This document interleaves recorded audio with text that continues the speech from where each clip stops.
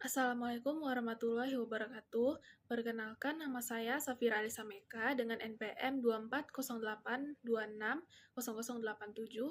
Pada blog sel molekuler dan hematologi, saya akan mempresentasikan materi tentang histoteknik dan mikroskopi.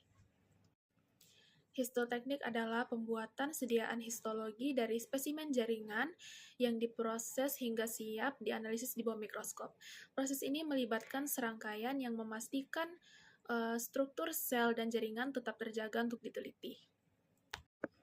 Pada tahapan pemrosesan jaringan, yang pertama ada tahap fiksasi, yaitu mengawetkan jaringan dan mencegah autolisis atau pembusukan. Tahapan ini tuh menggunakan formalin, bowin, zenker, atau fiksatif lainnya dan bertujuan untuk menghentikan aktivitas biologis dan menjaga struktur jaringan. Tahapan kedua ada dehidrasi, yaitu menghilangkan air dari jaringan menggunakan etanol bertingkat 70-100% atau aseton.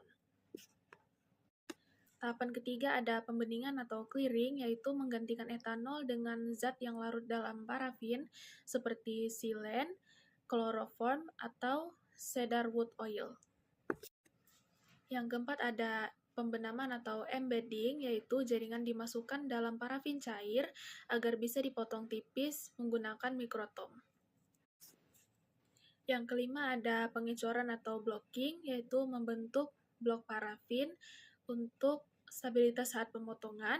Selanjutnya ada pemotongan atau sectioning menggunakan mikrotom untuk menghasilkan irisan setebal 5-10 mikrometer. Tahapan selanjutnya yaitu pewarnaan atau staining, itu menggunakan hematoksilin, eosin atau He atau pewarnaan khusus seperti imunohistokimia. Selanjutnya ada perekatan atau mounting. Jaringan itu ditempel pada kaca objek menggunakan media perekat. Lalu ada pelabelan atau labeling, yaitu memberi identifikasi pada sediaan histologi. Selanjutnya pembahasan mengenai pewarnaan histologi. Yang pertama itu dia ada pewarnaan rutin, hematoksilin eosin atau He. Jadi hematoksilin itu atau basah, itu dia menandai inti sel dengan struktur asam seperti DNA RNA dengan warna biru atau ungu.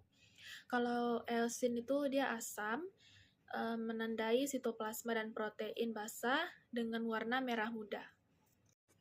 Pada pewarnaan histokimia, yang pertama itu ada trichrome stain, yaitu untuk membedakan kolagen dan otot. Yang kedua ada PAS atau periodic acid shift untuk mewarnai glikogen dan karbohidrat. Lalu ada pewarnaan imunohistokimia atau IHC, dia itu menggunakan antibodi spesifik untuk mendeteksi antigen tertentu dalam jaringan. Selanjutnya untuk interpretasi sediaan histologi, yang pertama itu dia dari 2 dimensi ke 3 dimensi, itu untuk memahami irisan jaringan dalam 3 dimensi. Selanjutnya ada dari pewarnaan ke sifat sel, mengidentifikasi apakah sel tersebut basofilik atau eosinofilik. Selanjutnya dari struktur ke fungsi, dia itu menghubungkan morfologi dengan peran sel, jaringan, dan organ.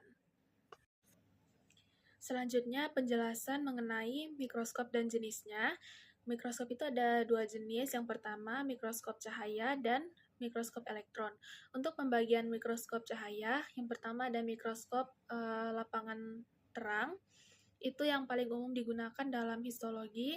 Lalu ada mikroskop fluorensi yang menggunakan pewarna fluorensi untuk mendeteksi protein atau DNA. Lalu untuk pembagian mikroskop elektron, yang pertama ada scanning electron microscope atau SEM. Itu menampilkan permukaan struktur 3 dimensi.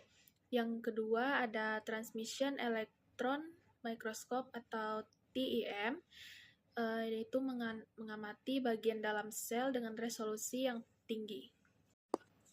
Nah, jadi kesimpulan dari materi tadi itu, histoteknik itu adalah serangkaian metode untuk menyiapkan sediaan histologi agar dapat digunakan di bawah atau diamati di bawah mikroskop.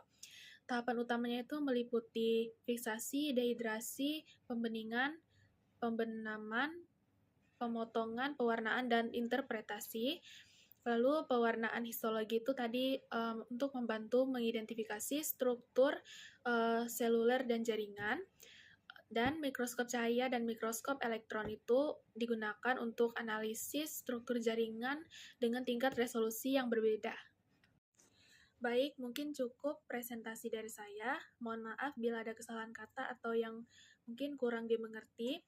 Berikut daftar referensi atau daftar pustaka saya tertera di mind map. Terima kasih, sekian. Wassalamualaikum warahmatullahi wabarakatuh.